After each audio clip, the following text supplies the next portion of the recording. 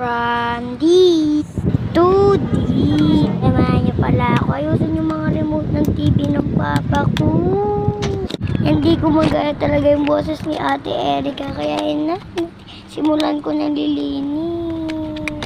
Napapagod rin naman ako doon. Pinapalinis na naman tapos na ako. Ito naman yung nilinis ko. Kasi sinasabi lang ng mama ko.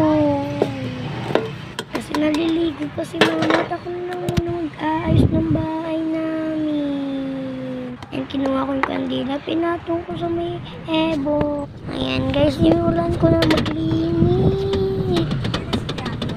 Ayan, naglilinis na ako kasi naliligo ko sa mama ko at pinalubag ko na ang manika ko tsaka mga teddy bear ko. Ang kinuha ko yung walis and pinagpagpag ko. Diyan na ako nagsimulang maglinis. Abay ko, di ko magaya yung boses ni Ate Erika. Pinagpagpag ko ang paligid. At sinimulan ko ang yung walis namin. At inuna ko yung pamunas.